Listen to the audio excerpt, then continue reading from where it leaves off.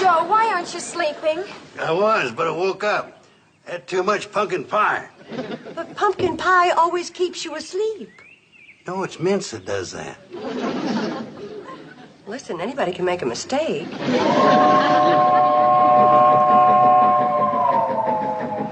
Well, so long, Uncle Joe. See you when we get back. What do you mean, so long? This is buying day, ain't it? I'm going into Drucker's store with you like I always do. Well, we're not going to buy much today, and the girls can help me carry it. They're young and strong. Meaning I ain't? Well, of course not. It's just that you've been working so hard around here lately. Thinking and planning. I have been pushing pretty hard lately. Sure. You've worked hard all your life. You're entitled to relax a little. You've done your share. Come on, girl. Bye. Bye, Uncle Joe. Save your steam. They're getting on. Bye, Uncle Joe.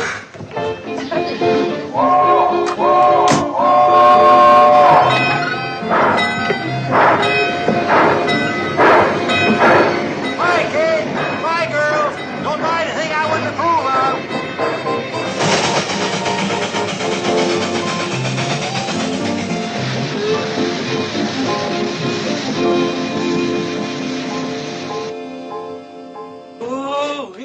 It's Billy Joe Bradley and her mother and sisters.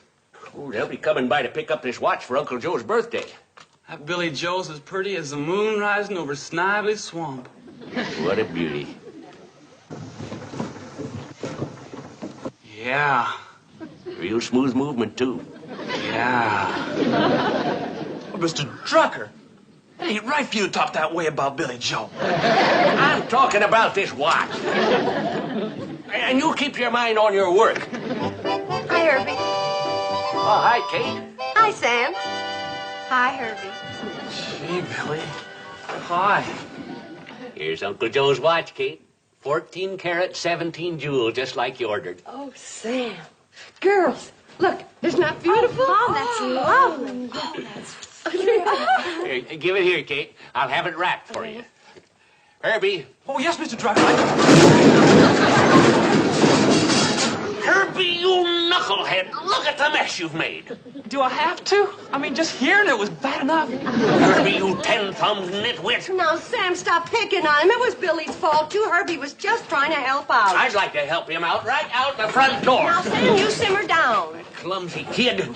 Sam, Herbie's a hard-working, fine boy. He just acts clumsy because he doesn't have any confidence in himself. He feels inferior. Well, who has a better right? Now, Sam, you see how you're picking on him and knocking down his confidence? Let me talk to him. Maybe I can help. All right, Kate, but I'm warning you. When you talk to him, don't stand under anything loose. Lay off it, Sam.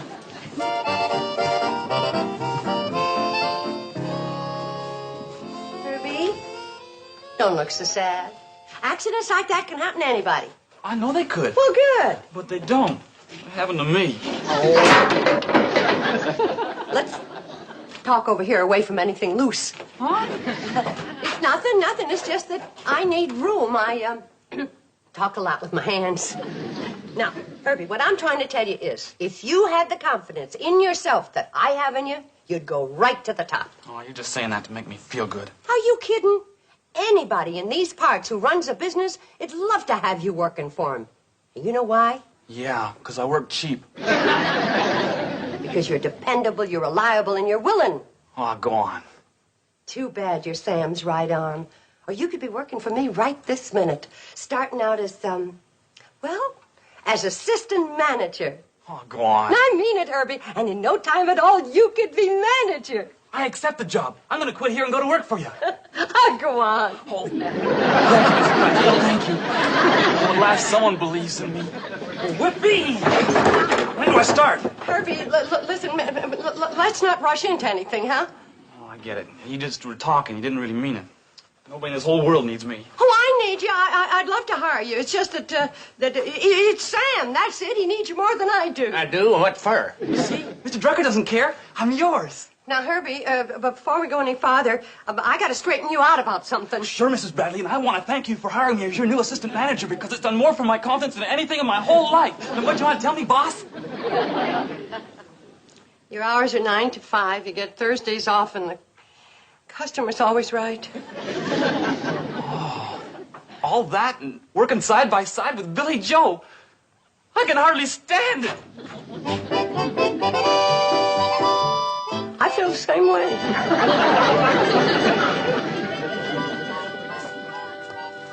Thanks, Herbie. Merci, Herbert. Thank you, Herbie. Well, Mrs. Bradley, what room are you going to give your willing and dependable assistant manager? Who? Me. Oh, yes, you. For a second, I didn't recognize the description. Well, I was thinking, why don't you take Uncle Joe's room and move his things into that big corner room that he's been wanting? Right, boss. I'll start moving the stuff right away. Willing and dependable assistant manager. Yes, boss? It's going to be a problem moving all those things with your arms full of groceries. So why don't you take them into the kitchen and take these into the storeroom? Oh, smart thinking. Oh, I can see I'm going to learn a lot working with other smart thinking people. Here, I'll take them all. Oh, you can? Here, Herbie. Thank you, Herbie. Here you go, manager. Take it easy. Mom, the next time you get an idea to build somebody's character, Don't? don't. Well, Herbie, my boy. Here, let me give you a hand. Gee, thanks, Mr. Carson. There you are. Thanks a lot. Don't mention it. Hey, you better get barreling it, Herbie. The cannonball run off and leave you. Oh, I'm not taking the cannonball. I'm living here now. Mrs. Bradley made me the new assistant manager of this here hotel. Well, congratulations, Herbie. Thanks, Say, boss. you're coming. Hold on a minute. What do you mean, assistant manager? Oh, she says I'm bright and dependable and trustworthy, and I'm going far in the hotel business. Well, gotta get to the business of assistant managing.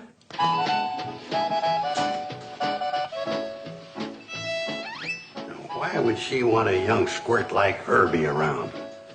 Why, You've worked hard all your life, Uncle Joe. You've earned the right to relax a little. You've done your share. Rest Done now, your share. Relax. Take it easy. Relax. Take it easy. Relax. Relax. So that's what Kate's up to. She wants to put me out to pasture just because I got a couple of gray hairs. Okay, couple of dozen. Can't believe that this terrible thing is being done to me by my own niece. Oh, Uncle Joe. I Don't wonder speak if to you- me, my own former niece. Uncle Joe, what do Same you... goes for accomplices. Uncle Joe, what are you so darn steamed up about? You know darn well what I'm so darn steamed up about. You hired that squirt Herbie to replace me. Oh, I did no such thing. All right, then prove it by firing him out of here right now. Well, I can't. You see... You bet I see. Real good. I may be an old man with double chins to you, but I still got pride enough to hold them both up.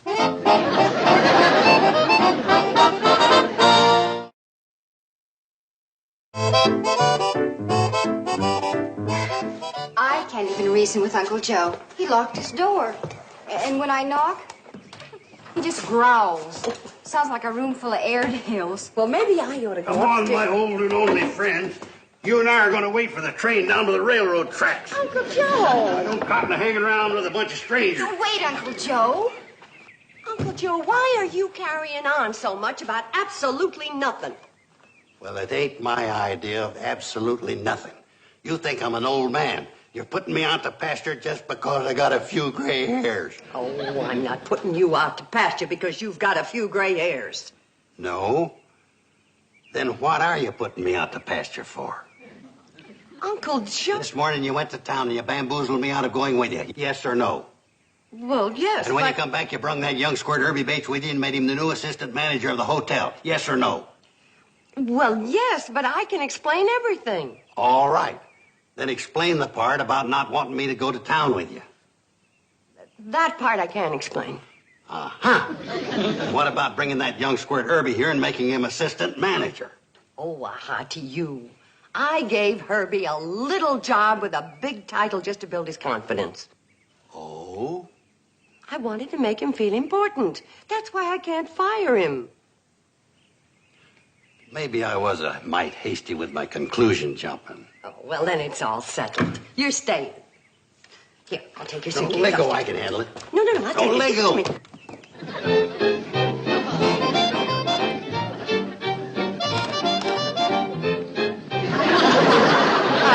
Joe. Well, I travel light. Oh, fraud, you never intended leaving.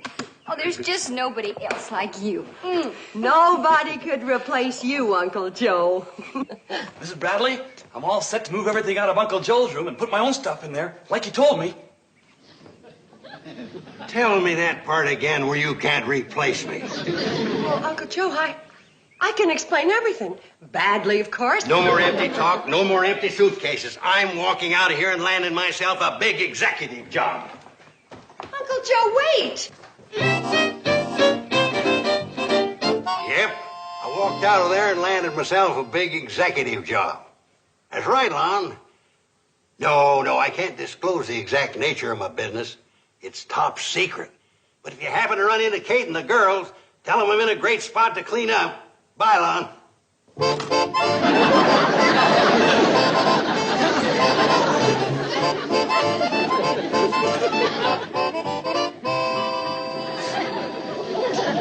Evening.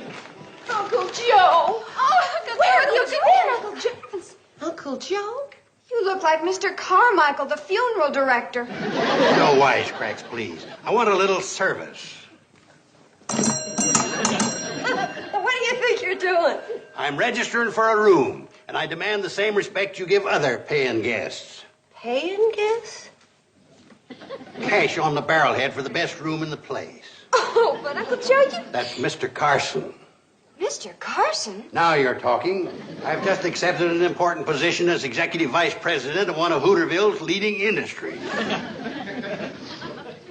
You may think my registering here as a paying guest kind of strange. Not strange. Ridiculous. The explanation is quite simple. I decided to be a guest here because it is convenient to my important executive work. And because the Shady Rest Hotel has always been famous for its fine management in the past. My key, give it to me. Boy, would I like to... Here you are, Mr. Carson. Sir. Thank you, Mrs. Bradley. Ma'am.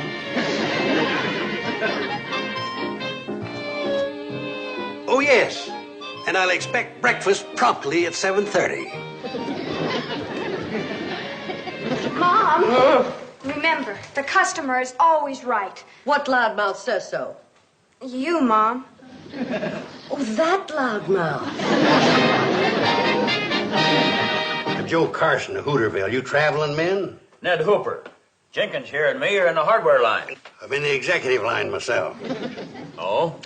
Right. I hold an important position with a firm that recognizes the value of experience and mature judgment. Not like some backward people I know who are in the hotel game. Oh, baloney. What? Oh, a bologna with your eggs or ham? Oh, I'll try the bologna, Miss Bradley. Yes, Mr. Carson. It's easy to tell you're a bologna man. Excuse me.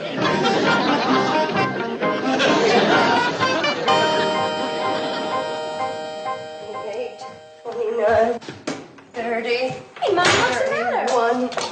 I'm counting to 10, so I'll lose the urge to kill him. But it doesn't work. Mom, how come he's acting this way? It's not like him. Oh, he just wants to prove to us what a valuable man he is and that we don't appreciate him enough. That's why he's staying here and bragging about his big executive job. A job that doesn't even exist. Oh, he's got some kind of job. He came home with money last night. My guess is that he's clerking in a drugstore or he's selling ribbons over a dry goods counter. Poor man. Mom, why don't we follow him to where he works and blow the lid off this whole thing? Oh, we couldn't do that on account of his pride. But we've got to do something. Honey, believe me, he's gonna get tired of pretending real soon. Go back to being his own sweet, lovable self. Hurry up with my breakfast, or I'm reporting you to my colleagues at the Businessmen's Club. The service here is pathetic. Girls, we're going to follow Uncle Joe to where he's working and blow the lid off everything, including Uncle Joe. But how about his pride? Yeah, how about that?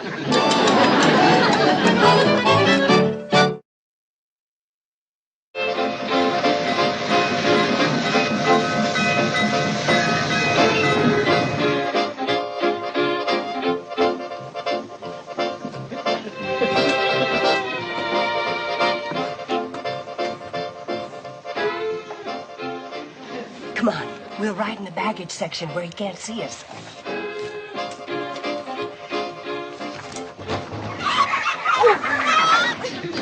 Hey, we forgot.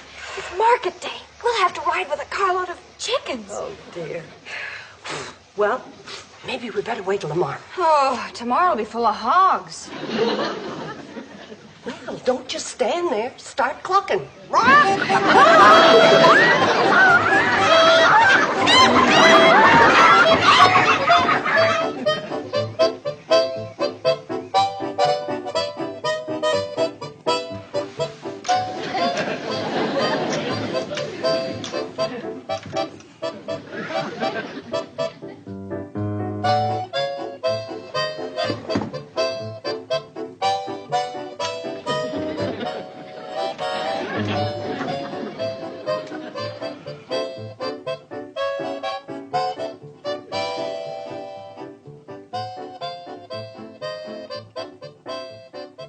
Give Uncle Joe a job as executive vice president of my store? Well, Kate, there's a lot less painful ways of going broke. Yeah, but Sam, if you told him that he'd be a great help to you, then he could quit that horrible job at Luke's Eatery and not be humiliated. Remember, he's one of your oldest friends, and you've known him for years. No, I can't do it. Uncle Joe is a fine fella, but he'd just be in the way around here. I don't think I'd want to hire him, even if you threw in one of your girls. What's wrong with her, girls? Yeah. Any one of us could do a darn good job here. Darn right. I'll bet if I worked here, why, business would double in a week. Especially among the boys. Okay, Billy Joe, you've got the job. Whoa, Sam, whoa. We want the job for Uncle Joe. He's got it if you throw in Billy Joe. I like the way she works. But I didn't mean that I... Remember, you're one of his oldest friends. You've known him for years. All right, Mr. Drucker, bring on the work. Uncle Joe and I are raring to go.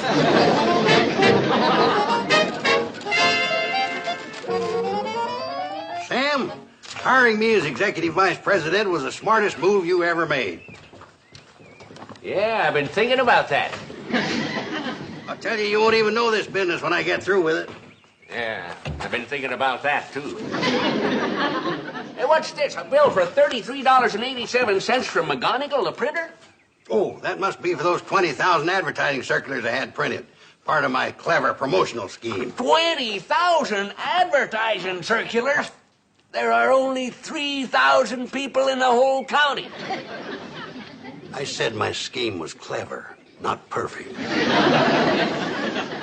Joe, since I made that smart move of hiring you as my vice president, my business has suffered 4 major disasters. Say, you the fellas that put up that poster in the town hall about minding kids and livestock for free?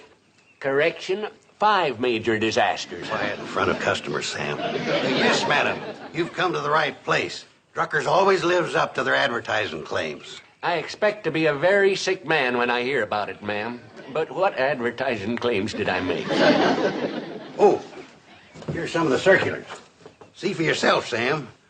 Notice, as part of our new policy, Drucker's store will cheerfully take care of all children and livestock while parents or owners are shopping. You see, Sam, now folks don't have to stay home because they got nobody to look after the kids and the pets. They come here and shop, and we take care of everything, just like the big stores up at the city. Shrewd, huh?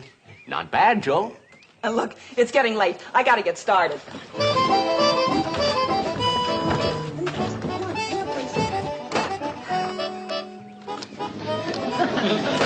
What'll it be, ma'am? Now keep an eye on them and make sure they get fed proper.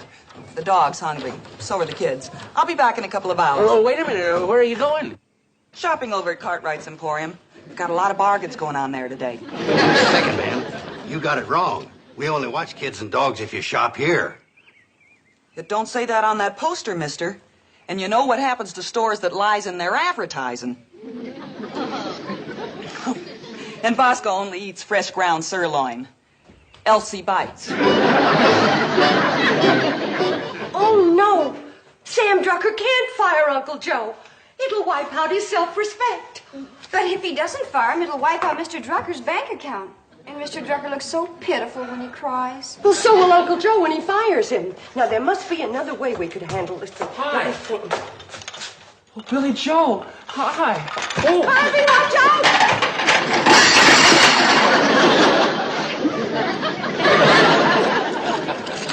That's it. That's what? Another way.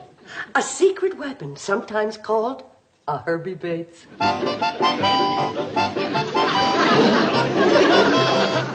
And the hotel can also use some of them fancy gourmet foods I've been reading about. Like caviar and pickled octopuses. Order me a dozen of each. Herby Bates, when they handed out brains, you wasn't behind the door. You wasn't even in the building. I'm the assistant manager of the hotel. And Mrs. Bradley says whatever I think we need, I should order. That ties it. Herby, you're pathetic. You know less about the hotel business than a backward polecat. I wouldn't talk if I were you, Mr. Carson. No offense, but when I've been hearing around town, you know less about the grocery business than a whole flock of backward polecats. Look what you're doing to my beautiful hotel. Well, look what you're doing to my beautiful store. I'm terribly sorry, Mr. Drucker. Yeah, Herby, I guess I'm going to have to hire you back again. Me? You're joshing. Well, might as well if you're going to come here and break things. That way, at least I can take it out of your salary. Great, Mr. Drucker. Boy, I've really been missing this place. All the hay and the grain and the chicken feed, and especially you. Would you like your old job back, Uncle Joe? We sure need you. Yeah, you bet you do. I haven't made up my mind whether I want to get back into the hotel game. Oh, please, Uncle Joe, nothing's wrong with Uncle Joe. Well, Home. that depends. Depends on what? On whether Sam can spare me. How about it, Sam? Can you spare him? Could George Washington spare Benedict Arnold? Huh? I say it'll be a struggle, but with Herby here helping me, I'll try to scrape through. Quiet, everybody. To top off the homecoming celebration, the girls and me would like to present you with this fine watch in honor of your birthday. Happy birthday! If you like it, open it up. I want to see if you like it. Come on. Hey, girls. Gee, thanks for the beautiful watch. It's just what I wanted. You shouldn't have done it. Considering all the trouble it caused, you're right. I shouldn't have. Congratulations, Mr. Carson. And a very birthday. Oh, Herb. Welcome back to the grocery game, Herby.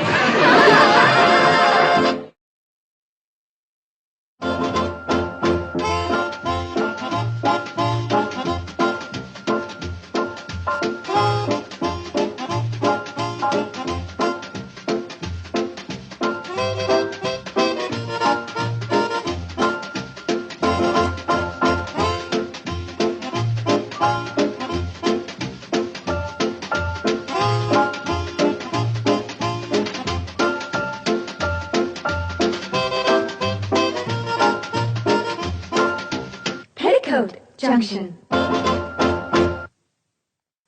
This has been a Filmways presentation.